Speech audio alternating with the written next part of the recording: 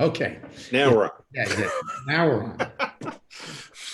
So, all right. It's only what, 8 after. So thank you. Yeah, we're fine. Yeah. We're fashionably late Yeah. um, to this, and yes, we are on. I can see us now. So there we go. All right. Woo. So the biggest job in the world is over, which is just getting us online. So again, thanks to Dan O'Connor from Impro Theatre in LA for joining us today on our up close Q&A, where we talking shop. I don't know. I don't have any agenda in terms of what to talk about, but we both, again, as we were saying before, have a long history together, but also in sort of theater sports and improv. And the whole sort of West Coast tradition, which you were involved in San Francisco, you were involved in LA, and a lot of it had some inspiration and support from people from Seattle. And it Yeah. is I mean, this. basically, Seattle Unexpected Productions is our grandfather because Rebecca Stockley came down to San Francisco when I was there when we started BATS in San Francisco. And then I came down with Ellen Idelson and Forrest Brakeman and started LATS. And then LATS became Impro Theatre in 2003, 2004, something like that. Wow. Right. Yeah, so I used to introduce Floyd Van Buskirk as the godfather of West Coast improv, which I don't know if Floyd particularly appreciated, but Floyd was Rebecca's teacher, and Rebecca was my teacher, and then this is tedious as hell, but we helped Ventura, we helped Sean Hill in Austin, we helped San Diego. Lori Seaman down in San Diego, Palm Springs. And we even helped SLO. There was a group in Santa Maria or something like that in sort of the middle of the state of California that we helped at one point. Right. But yeah, it's, the Theatresports is a sort of weird Johnny Appleseed of improv, you know? Right. So, yeah, spread by Floyd Appleseed. Floyd Appleseed. Right. He's great. Right. Yeah. Yeah, no, I am. And who would have thunk all these people that shouldn't be running theaters are running theaters now? So, Well, that's what I was saying to you before we got on Facebook, is that, we never intended to create an institution. We were, when Ellen and I and Forrest started, we were just like, hey, we want to do this. We were very excited. We wanted to do this in between acting gigs and whatever other gigs we were doing. And it just kind of pulled us along. And that was 32 years ago, 88. So yeah, and it continued to become something, and now it's something again. It continually changes, which is good.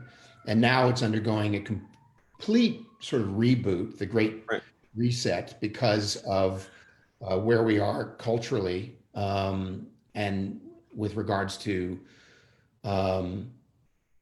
social justice and taking a good long look at how many different variations the institution has been in. And right now, our main company is not doing anything where we're looking at everything through the lens of diversity, Right. And looking at everything from, who we are physically to what we want to do to genres we want to do, since we're predominantly a genre narrative company. And it's actually really exciting and really tough. But the great thing about being an improviser, as you well know, is that we're kind of designed to change.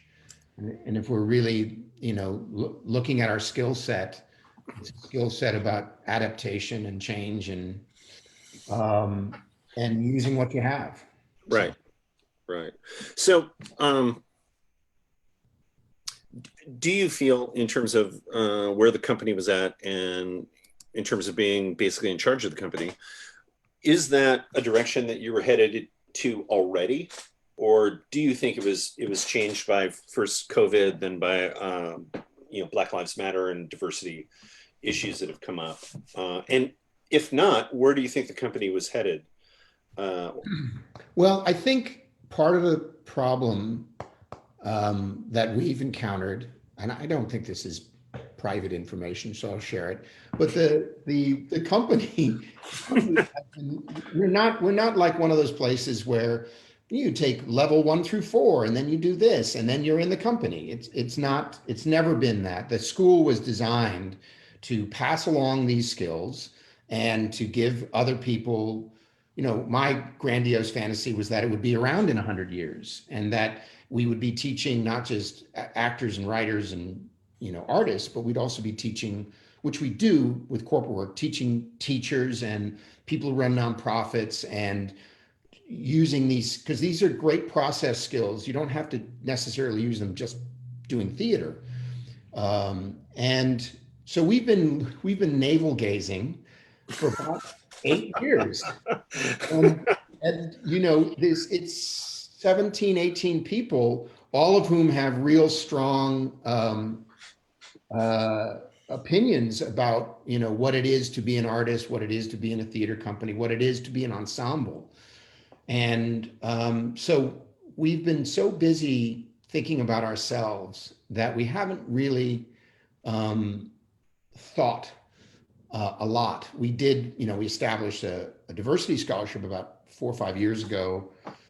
We had an unofficial diversity scholarship before then, but we named it and we raised money for it at Ellen Idelson Diversity Scholarship after Sweet Ellen, who was co-founder. And man, I wish she was here now, because she would actually know much more what to do than I do. But yeah, I think we realized we needed to change and adapt. Also, we're just looking at, we have a couple of people in the company who are in their 30s, and a couple of people in their 40s, but the majority of the company is north of 50. And really looking at, what styles can we play, if we're doing stuff on Zoom, there's no place to hide how old you are. It's very different than being on stage. But we've been thinking about it for a while, and we have a diversity, equity, and inclusion committee that's made up of every cohort in the organization. And that's been terrific. But the company itself is still like, we have to figure this out. Do we have the tools to figure this out? Who do we need to bring in to teach us about everything from, how to create pedagogy and curriculum through the lens of diversity. How do you look at, anti-bias training and inclusion training? And so it's a lot of stuff that, because of the murder of George Floyd, has arrived. And we've been thinking about it, but this, fortunately or unfortunately, has really literally like rebooting the computer of our organization. Right. And do you feel that it's going to be updates? Right. Do you feel it's going to be or take some newer people? Yeah. Oh yeah. I think that's one of the reasons why the main company's not doing shows, is we want to be able to, like right now, I'm working with another theater company that's predominantly people of color, doing August Wilson, because that's a playwright that our company could never do in its current form. Mm-hmm. Yeah, it's going to take new people. It's going to take new voices. It's going to, to be honest, I think we've been precious about the work that we do and the bar we set so high with regards to, we fancied ourselves, I think, like Moscow Arts, that you had to put in, your 10 years um, to be able to do the work. And that's not necessarily true. And also the nature of the work probably needs to change in some ways, and we need to be okay with that. It's not like in the Theatresports days. One of the things I miss about Theatresports is someone could literally show up, take a class, and be on stage that week, and that was part of the matriculation, part of the education. Right. And we created this identity, this ensemble that really was very slow moving and very, for a group of improvisers, extremely cautious. It's a weird irony about improvisers is sometimes how tentative they can be about things off stage. Right.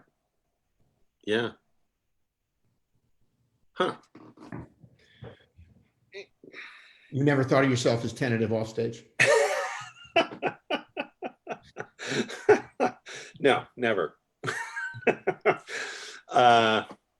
No, it's just trying to think about it. So in terms of moving forward for your organization, is there sort of like, and our next step will be this, or is it kind of like, hey, what's the next step? There's a little of both. I think the next step is training. We're all going to do training. All the faculty are company members, so it kind of is to solving a challenge of getting everybody on the same page. And I think the second part of that, the not knowing, is just accepting that we are going to make mistakes and to be okay about making those mistakes and being okay called on your proverbial shit. I mean, one of the things that Kindy, the author of How to Be an Anti-Racist, talked about. I was listening to Brene Brown's podcast, and he's talking about, you're going to make mistakes, and you have to just be okay when someone corrects you, and they also have to not take it personally that you've made that mistake, obviously, unless it's willful. But that's yet another improv tenet that's good to remember, is we are improvisers are trained to make mistakes and look for the opportunity in those mistakes. So we've really got to eat that breakfast, lunch, and dinner with regards to how we think about the organization, and take a deep breath. That's the other thing, is everybody's got their head on fire, and I think a sober, strategic way forward is going to require short-term, like right now, let's get some trainers in and begin the conversation. But it's also going to require real thought as to what are we doing? Because we were a theater company who created a school so that we could pass this stuff along and train the next generation of people. And we've spawned all sorts of terrifically talented folks who've gone off and done their own stuff. And it's very heartening, because when I started in Theatresports in San Francisco, we had people, Barbara Scott, people like that, who'd been doing professional improv for a long time somewhere else. So they also had, habits that they had to negotiate going in. We've got a generation of improvisers who've trained with us for the last 15 years. And so they have a good understanding of narrative. They have a good understanding of how to get the comedy from the story rather than in spite of the story. So there's a whole bunch of people out there, and we just need to figure out how to start working with them and figuring out what new stories we're going to tell, and how we can help and support, and how we can collaborate. Right. Do you feel with the shift, both with the online stuff, obviously quarantine, but also with the diversity stuff, what's the atmosphere right now in a city as big as Los Angeles, in terms of, are people reaching out to each other, theater companies and groups, or is everyone kind of in their own? Private Idaho. Exactly. Yeah. I think some people are probably sitting in their own pain, but I think by and large, I mean, LA, people knock LA's theater community, but I think LA has a very vibrant theater community. I sit on a meeting on Tuesday mornings with 50 other ADs of theater companies. I think we're the only unscripted one in the bunch. But it's interesting to that all these people who, some of whom don't know each other at all, have come together, and we have a committee to start sort of reopening LA, to do a digital festival of all these different theater companies, figuring out together about everything from AB5, which is this state bill which is requiring independent contractors.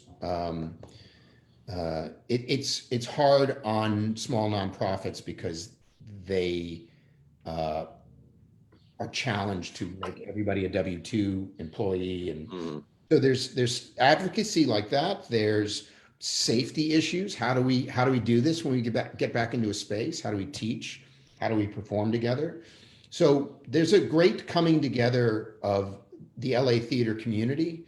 I think also there's some coming together of the improv community, and reaching out to each other.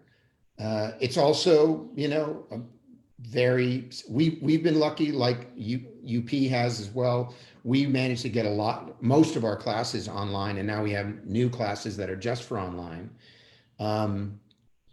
But it's been tremendously stressful on our small little staff. I mean, right now, literally, we have 4 people on staff, and they're not full time.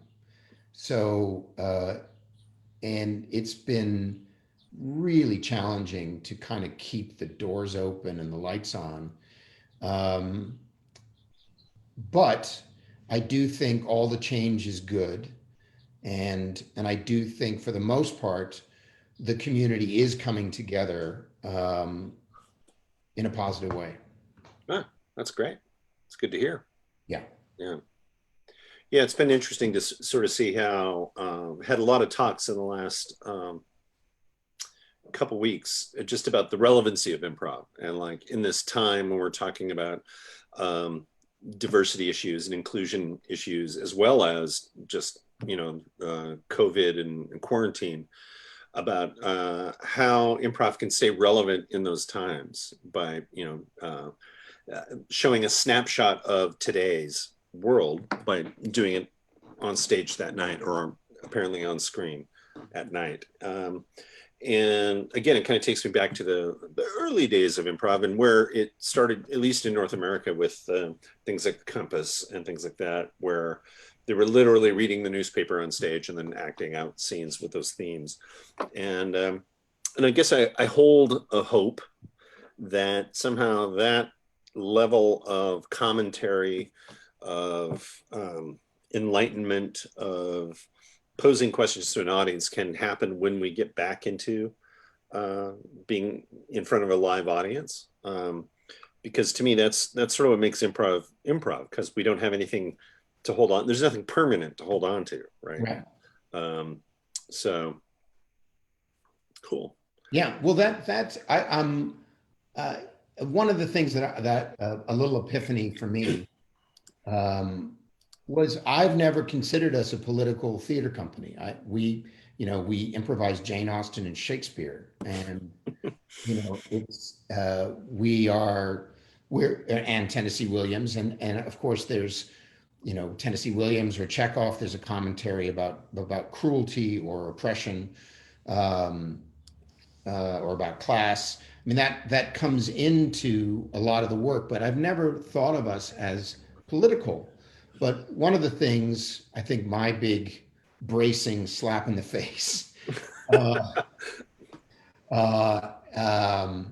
has been that all theater is political, and that even though we're improvising theater, there's even more sort of access to what's happening out on the street. Right. And that's interesting. I think one of the reasons why I never thought we were, and why we never did, like, a review about Trump or something like that, is um, we felt like we were filling a part of a need for people to submerge themselves in a story that was buoyant and happy and funny and escapist. Um, and I think that's one thing I'm bummed that we're not doing shows right now, is there's a lot of people who really need, we've gotten a lot of emails going, hey, when are you coming back? Because I need my, hour on Friday or Saturday night. So that was actually one of the things we talked about. You're talking about, is improv relevant? One of the things that the group of ADs here in LA were talking about is theater essential? And I would argue that theater is essential. Obviously, there's a lot of priorities right now in the world that we need to address, and we don't want anyone to get sick or take unnecessary risk. But yeah, theater is essential. I think improvisation is essential as well, because of that feeling that you are watching someone who's living in the same time as you create something, and having the same experience. Yeah. Right. No. Yeah. I mean, I was having a discussion a couple of days ago with somebody about theater, and I'd be curious to hear your answer. And I won't pollute your answer by telling you what we talked about. But Okay. but the thing was, theater is essential. Is theater about posing the question, or is it about having an answer or solution? That is a terrific question, and I will quote Chekhov. Because Chekhov said something which if I had tattoos, I might get it tattooed on me, which is, the job of the artist is not to answer the questions, it's to ask them. And I really feel like that. One of the things, I'm also part of an AD group therapy. It's a smaller constituency of autistic directors who meet every 3 weeks or so and talk about what it's like to have to manage in this time. Right. And cry a lot. Yeah, there is some crying. I mean, people. I think the last 3 weeks, I have woke up to some type of negative email in the first half hour, and man, that takes its toll. And because you want to resolve things, you want to fix things. I have a tendency to want to fix things, but I do think that the first thing, and I don't know if this is self-preservation, but just to admit that I don't know. That's one of the things the ADs talk about, is the people have talked about, I need to be better about saying I don't know that answer. And also I get a lot of advice. I get a lot of advice about what to do and how I'm wrong or how I'm right. And there is no pleasing everybody. Someone is always going to be hacked off about one thing or another. And the thing that I'm trying to breathe through is to go, as long as our actions are coming through the lens of love first and foremost, love and consideration, I think we'll be okay. Having said that, there are some days where I just wish I could, get in a car and drive into the desert.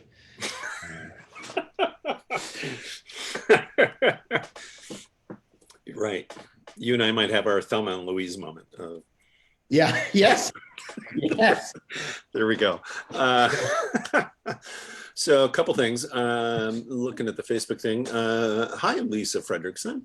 Oh, She wants us to talk more about crying. Oh, crying. I think it's Lisa Fredrickson's birthday, so happy birthday to Lisa. Oh yeah, all right. Happy birthday, yeah. Yeah, the crying is helpful, I think, especially if you can allow yourself to do it without reservation. I mean, right now, my shoulders from the last month it's just steel cables like the Golden Gate Bridge. All right.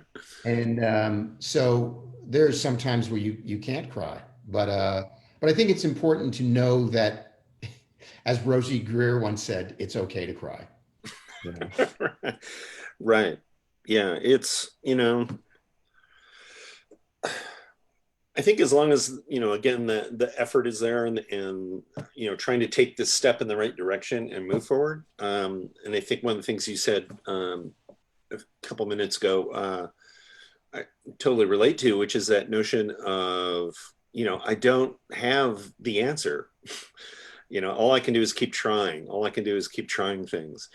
And it's frustrating. And, as you said, depending on what you do, you're never going to please everybody. And I guess one of the things I've definitely learned in the last couple of months is I just have to accept that I'm going to send this out, but I know somebody's going to write back and, have a better idea or whatever. And it's probably a better idea.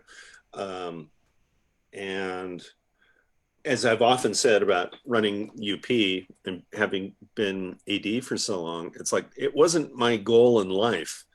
I didn't set out and go, I'm going to study and learn how to be an artistic director. It was more like kind of nobody wanted to do it. So I ended up doing it. And, similar to, I think, what you were expressing earlier, it's sort of you learn on the job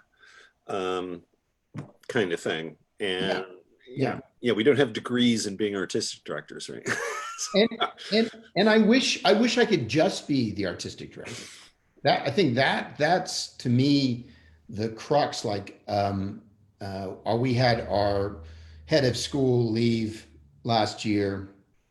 We had a sort of a transition into things, and I kind of put that on my plate, as well as being the executive director, because we're a nonprofit. And so 3 hats is 2 hats too many.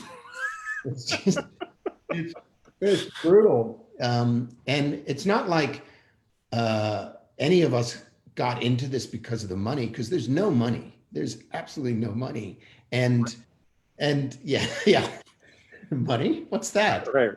And so when you can, and back to Lisa's thing about talk more about crying, I think it's very easy to have a pity party and go, do people realize how many hours these people are working to try and give this, that, or the other thing attention? Right. And I realize the world's on fire. I get it. And there's all sorts of the doors are open in terms of being able to challenge institutions and question institutions. I get it. And however, I just want to be able to breathe. And so I hope going forward that, we're able to continue.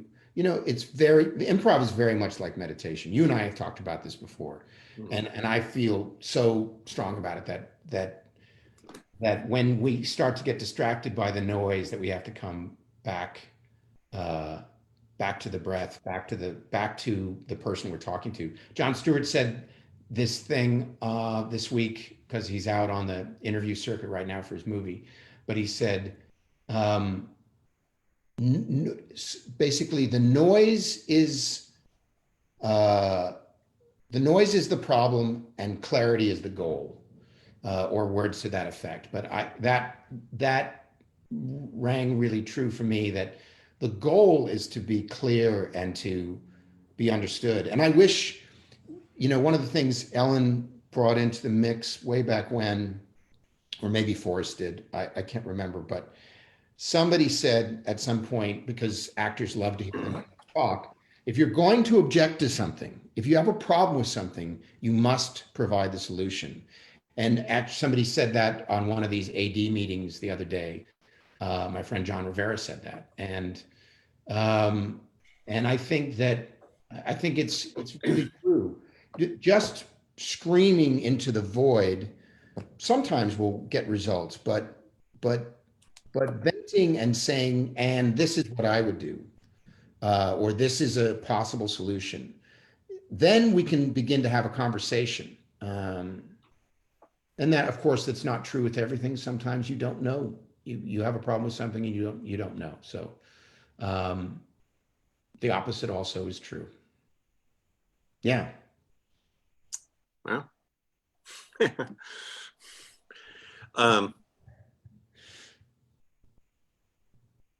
So we talked about or mentioned, like, you know, how's improv going to change? And there, I mean, there's so much going on in improv in terms of people talking, theaters folding, people leaving,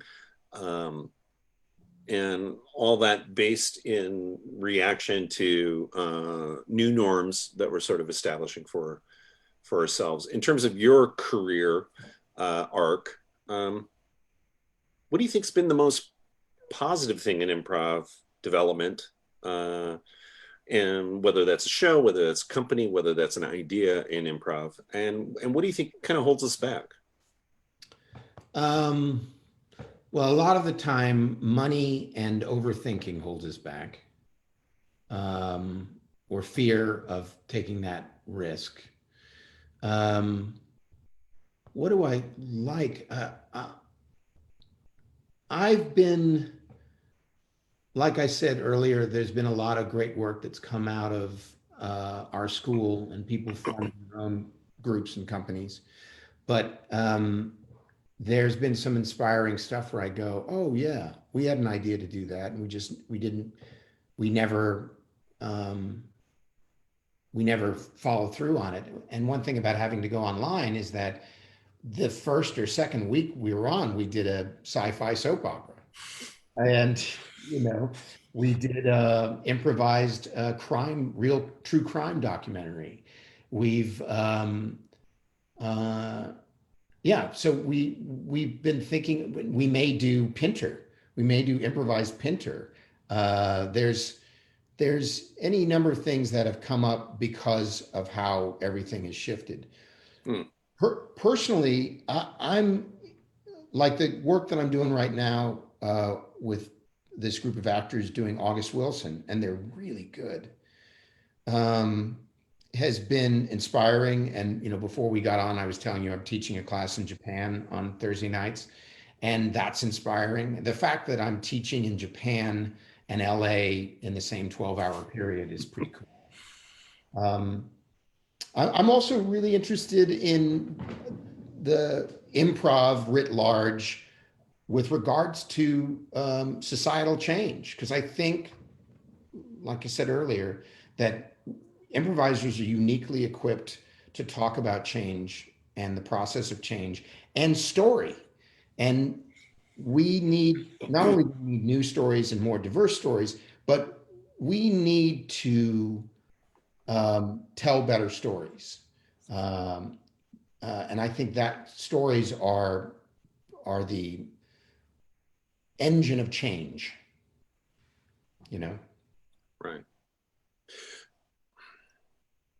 Do you think it seems like the mechanics of telling a story, everybody's kind of got, well, not everybody, but a lot of groups have down in terms of like, oh, here's kind of how a story works. So when you're talking about better stories, or do you mean more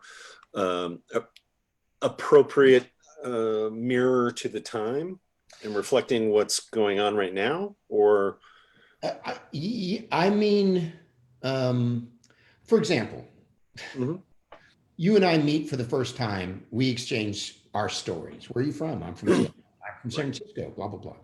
So we connect to each other via narrative. That is how we go through the world as sentient mammals, is stories, right?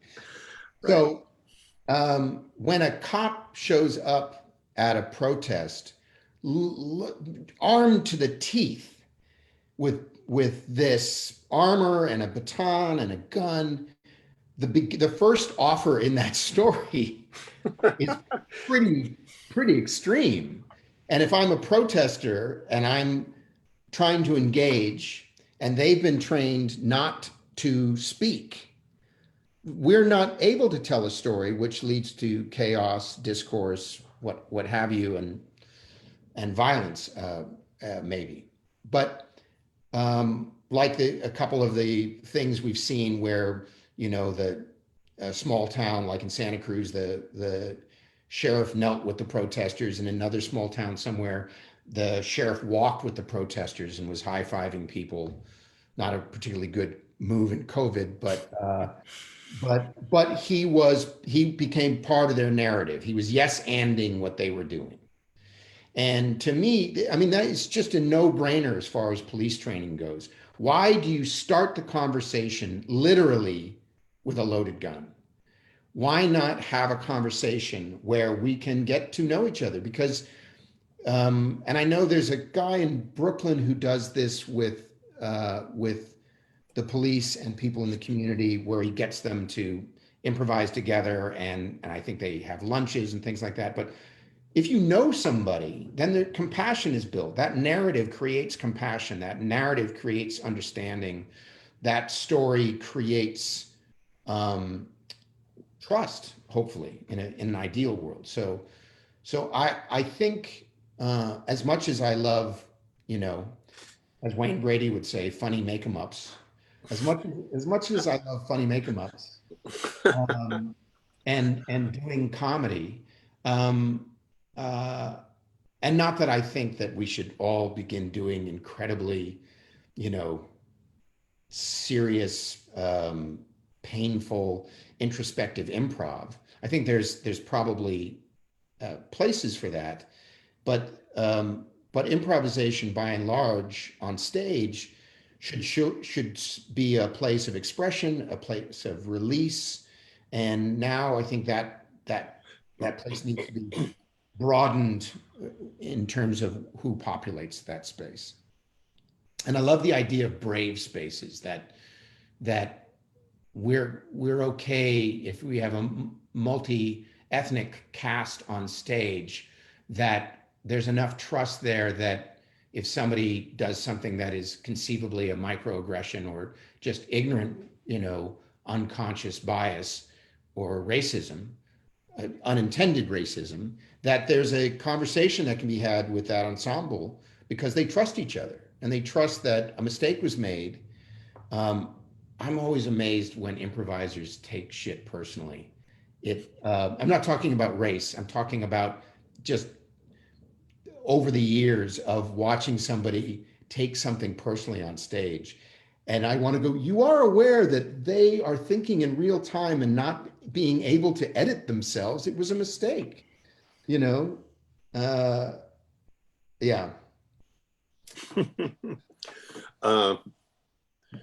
Let's see. Let's go to the phones. No. Let's see. Cliff. Hi, Cliff. Are there certain styles you have avoided because the troupe is mostly white? And what does it look like going forward in terms of those styles?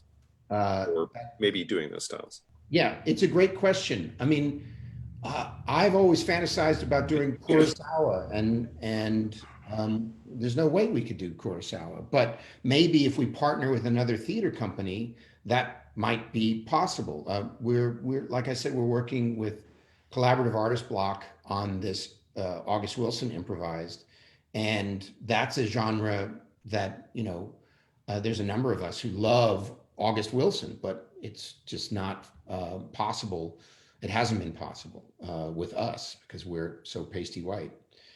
I think going forward, I would love to look at massive. The simple thing is colorblind casting, which we've done before, where we have people of color in Regency, England.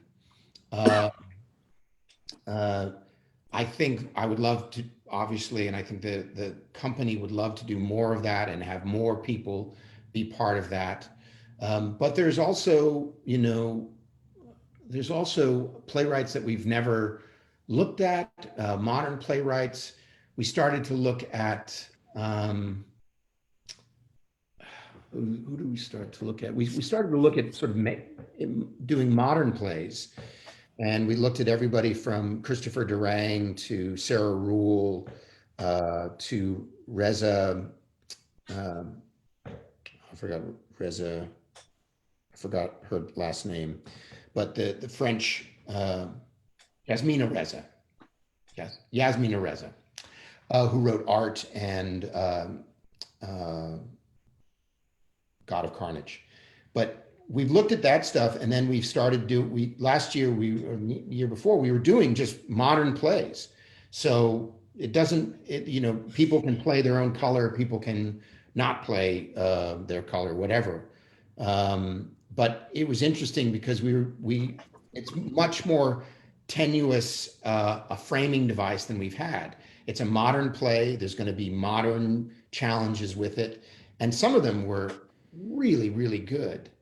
And, some of them were sometimes maybe a little wanky, if I can use that parlance. But that's the big challenge going forward is if you're going to do political theater, unscripted political theater, how do we not sink into being self-indulgent? How do we keep it entertaining, engaged, and inclusive? And that's exciting to think about. And I think probably we'll be revisiting Play Unscripted. There's also other things like, one of the things that I want to do that is perfect for this moment is Life Game, is Keith Johnstone's Life Game. Because then you're bringing somebody up and learning about their life. And what a better way to connect with the community than to have members of the community come up and improvise their life. But it's a good question, Cliff. I don't know right now what those genres might be. Science fiction is really fertile ground because you can do a lot and talk about maybe subjects that might be taboo somewhere else. I love the idea of doing a modern day Twilight Zone, Right.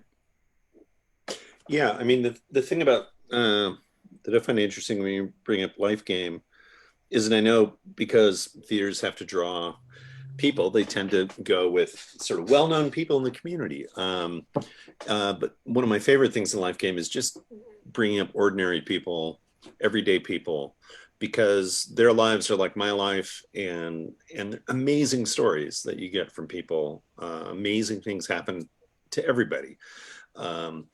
And I like that idea in a way of using that as a way to mirror what's happening.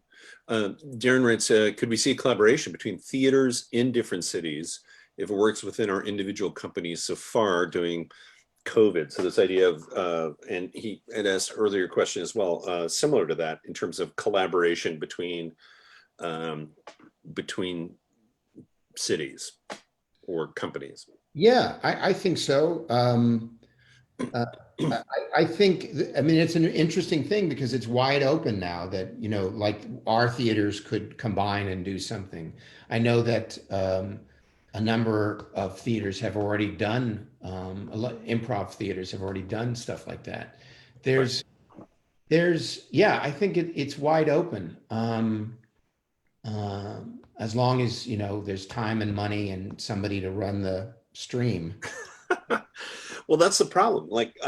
For me at least, and again, I'm not the best technical person to talk about this, but there is that kind of disconnect that happens that I've found even within our own company doing shows online, that you're somehow, I've often described it as, I might as well be in space. I'm just by myself. Or we were talking before we came on, where I was like, I'm literally talking to a wall, and that's it. And I don't get the same buzz, feedback, input from if you and I were on stage together. And that to me, I don't know, gets in the way. So in a way, kind of the tech becomes an obstacle because of the illusion of connection versus actual connection. That's but that's my take on it. Yeah, I completely get that. And as improvisers, being able to see the other person and in their totality, all of that, maybe their foot is moved a little bit to the right. That's an offer. Oh, Right. Dad, did you break your ankle? How's your ankle? Whatever it is. But yeah, it's challenging, and that was one of the things. I sent out links to some of our early shows. We did Tennessee Williams and Shakespeare and Chekhov, and I sent them to some friends of mine who do theater, and they're like, "Yep, it's not for me. I don't particularly want to watch that." I think we could do, as improvisers, we could do a better job of how we shoot stuff, and what that looks like if we had, space and green screen. I mean, because my wife is an improviser, we took my office and put a green screen across the whole back of it, and we're actually able to put chairs in so we could sit in some of the backdrops. We could sit on the couch that was in the backdrop in Chekhov. And so there are things like that are terrific. Also, everybody doesn't have great speeds. When we first started, part of my desire to drive off into the desert was based on the fact that we had horrible bomb outs. And yeah, it was really, really frustrating. And the people on the other side I would be speaking, and the only thing they would hear were the swear words. But yeah, I think there's tons of collaboration, and if this thing goes until next spring, I bet people are going to find ways to collaborate. And the interesting thing about having a guest artist, there are people I've improvised with in London, and we could conceivably, pair up and have somebody be in the show who's in London. The same thing with teaching. I know you've taught for the Lena's German improv thing. I have as well, where you're teaching. It's daytime here and nighttime there, and there's a whole classroom full of Europeans and Right. some Kiwis too, which was terrific. Very early in the morning for the Kiwis, but Yeah, trying to get that part of the world included is difficult. yeah. Just timing wise. And kind of related, I'm not looking directly at the question, but related to your drive off into the desert. Leona was asking earlier just about where's the happy place in improv for you? Where, what keeps you going? What inspires you from not driving off into the desert? That's a good question. It's been really tough to keep, because I think joy is in our mission statement. I think it is. It's because we really try to sort of walk that walk of like, look, if this isn't going to be a pleasant experience, why are we doing it? We want to bring joy to the audience. We want to create with joy. And I still believe that that this form of theater is still in its nascent period. I think improv still has so much more possibility, and things being able to improvise with my wife brings me massive amount of joy, because she's a tremendous improviser. Being able to improvise with people I've been improvising with for 20 years, I mean, Brian Lohman and I doing Chekhov or Shakespeare together, I could almost cry thinking about it, because it's so much fun, and the whole ensemble I love working with. But there is something about and you and I experienced a little bit of self-indulgence. You and I experienced this when we were doing shows in Hamburg last year. Mm-hmm. That there's a joy in that play, and this is an old Johnstone thing, but we as adults, we forget about play. And I think one of the ways to move forward is, how can we play more together? Because play begets narrative, play begets trust, to a certain extent. I'm sure if Keith Johnstone was in charge of the LAPD, he would say, go out with balloons, balloons, and just let them drop you on the head so that it lowers your status, so that they understand that you're trying to do the right thing. I know it's a dark time to be making balloon jokes, but I'm holding on by my fingernails to this art form, because I still believe that it has possibility. But yeah, there are days when I think that the lockdown has really kept me in the mix, because I have to focus on this stuff. I can't be distracted by going and teaching somewhere or getting on a plane or something like that. Right. So remembering the joy is the answer to the question. I don't know how the joy manifests. Sometimes it's hearing from a student who's really, had a breakthrough, or is really happy that they're in class, or whatever it is. And sometimes it's hearing from audience members. Yeah. Right.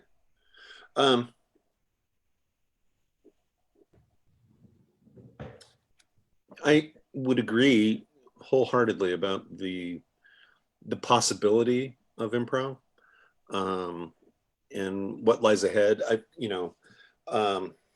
kind of got into improv by accident, like so many people. But I felt my go-to response when people say, I got into it by accident, never intending to. And I said, but until that time when I see something and I go, well, that's it, right? That's the ceiling, over. But I've yet to see that. And I think I would agree, if I'm putting words in your mouth, I'm not even close. I see there's just so much possibility left, in improv, and seeing what people can do. And I think rising to the occasion is part of the challenge of this time. Is like, how are we going to do it? What's going to come out of it? And improv has a fair share of problems, which we've talked about as well. But how can improv is that art form that can contribute to today. We don't need a playwright. We don't need to rehearse. We don't need to build a set. We can literally get on stage and do something and comment about it tonight. And then the idea of play, one thing that struck me when you were talking was, I've had a number of conversations with people about Spolin work, Viola Spolin, and they go, oh yeah, it's all about play. And I'm going, oh, but there's this great quote, which I don't have handy, but where she doesn't talk about play. She talks about the discipline of play. And to me, that reminded me so much of Keith's work, that it's not just play, it's taking it serious. It's playing seriously. Yeah. And I think there's just not enough of that in improv now. It's become more product driven, more, a step in a journey to something else, and not really just looked at as an art form unto itself. But I don't know if you'd agree with that or not. But I do. I think there's a discipline. I think discipline. Viola's gotten a lot of things right, but I think that's a great way of looking at it. Is yes, we're going to play, and but there's a discipline in taking care of each other. In that, there's a discipline in how we perform. There was something you said. Oh, I've lost the thread. What was the last thing you said? Oh, it was just about taking play seriously, and how that intersection between Johnstone and Spolin to me comes to mind, between her discipline of play idea and kind of what Keith does. So yeah, now I lost the thread. I do think that I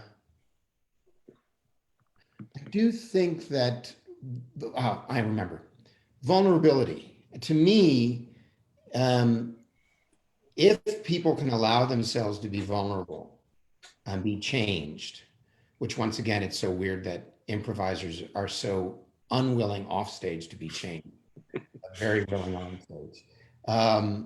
Uh, if you can be vulnerable inside of that play, inside of that discipline play, I think that's huge. And that's something that there's large swaths of improv where people are not at all, it's, I think you and I have talked about this before, glib prov. Right. And people like, it's just about being funny, fuck you with your story stuff.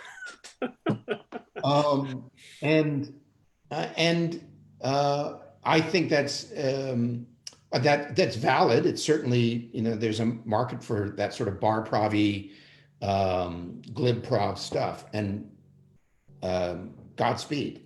But I think as far as the art form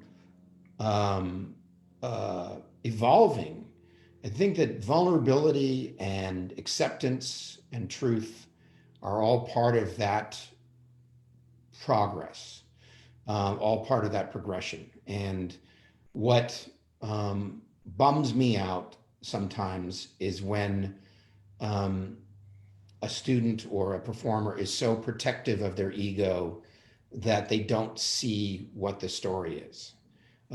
It goes to that thing I was saying earlier where people get upset on stage about stuff that a character said to another character. Right.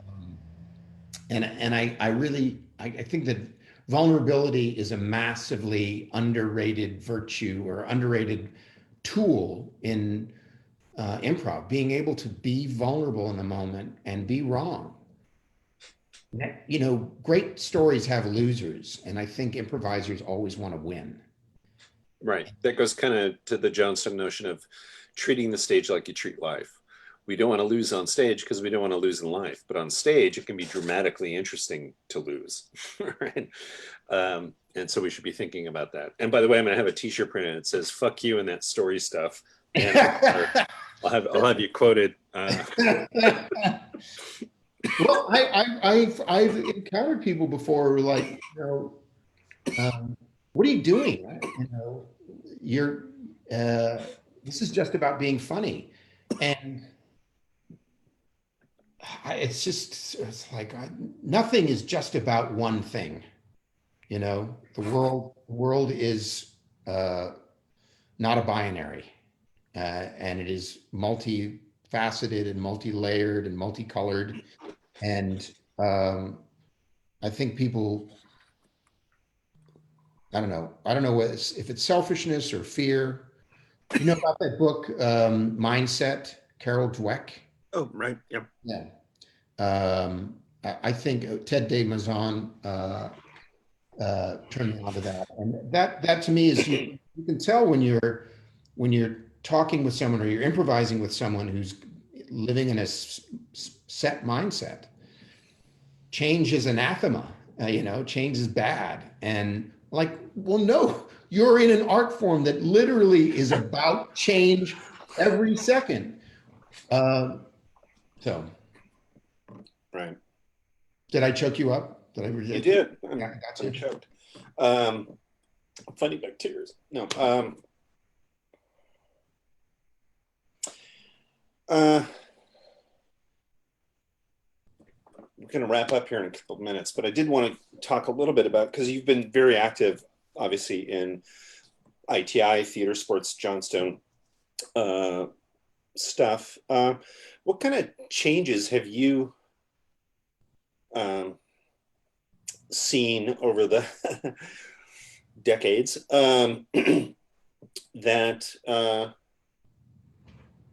I mean, there's a lot of issues, this, globalization of improvisation, which I think really started with Theatresports.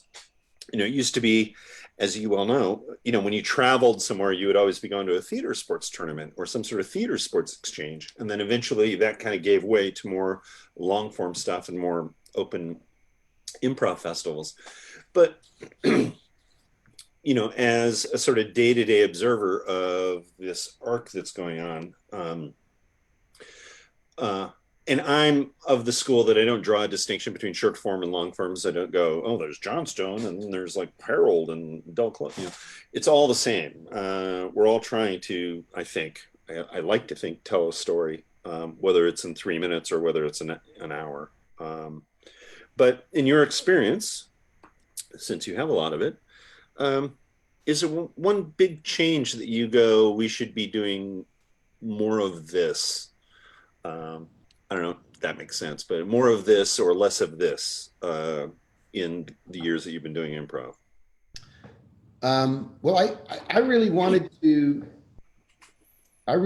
about a year and a half ago, I was really gung-ho to create the International Center for Improvisation. And like I was saying, teach everybody from public school teachers to people who run nonprofits. And I don't know if Impro Theatre can evolve into that, and maybe that path is not available to us for resources and other reasons. But I do think that the ITI, the thing that has changed for me for the ITI is the ITI not only protects Theatresports and Maestro and licenses that, but it has become a focal point for international improv in a way that it's beginning to share ideas, share instructors, and help smaller companies that need help. There's a sense of being a service organization that I don't think was there in the past. And I've been in the ITI in 2 different decades. Mm-hmm. When I was first in it at the end of the 90s, Keith basically created it because he was convinced he was going to die at 69, and didn't happen. Right. I hope you're well, Keith, if you're watching. But it was a very different thing back then, and now it's evolved, and there's some really terrific people who are part of the board, and Karen, who is the president, who's about to leave, and Alana, who runs the office. I mean, there's just a feeling when we got together in Vancouver as part of the festival last fall, there's just energy around connecting people. So it's become less of a bureaucracy and more of a service industry or of service. And to me, that's exciting. One of the things that I was supposed to do earlier this year was go teach Johnstone ITI stuff in Tokyo. And because there are groups in Asia who have not experienced, a Johnstonian teacher, for lack of a better. So I think that the future is bright, and the ITI is reacting to this moment, meeting this moment very well, I think, considering it is 99% volunteer organization, doing some good work. And I think that is the future improvisation, like Darren's question earlier about collaboration. I think more and more, especially if we do stuff online, I don't think the online stuff is going to go away. I think,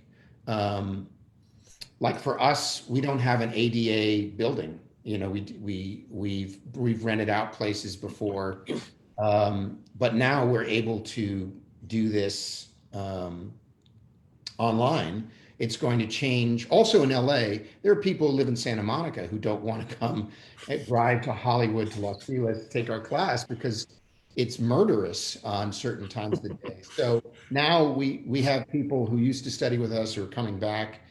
But I think that the sort of international collaboration can grow. However, the big parenthetical for me is, or not parenthetical, but the big drawback is what you were talking about, which is not being in the same space. Because at the height of the art form, there's a connection that happens not only with the actors on stage, the audience. The audience is are stakeholders, shareholders in that show. And they are just as much responsible for the show as the improvisers are. And I don't think you can replicate that. But I do think the ITI's future is very bright, and I think it's going to continue to grow. There's some amazing. It's great to jump on a Zoom call and be talking to somebody in Turkey, in Norway, in India, in Dubai. You know, it's Australia, New Zealand, Japan. It's a way of bringing the world together. I hear what you're saying about the globalization of improv, but I do think that we're just cracking the surface. I don't know. We're just getting started, and I agree with you. There's no difference between short form and long form. Maybe the number of swear words. I don't know. If you're counting. Cool. Well, I think we're done. Dude, thank you. Yeah, no, it's great. It's always funny to have a conversation online with someone like you, because I just kind of go, this is the conversation we would have anyway. You know, so it's kind of weird to think, oh, people are watching this, or hopefully watching it. But yeah, thank you so much for doing this.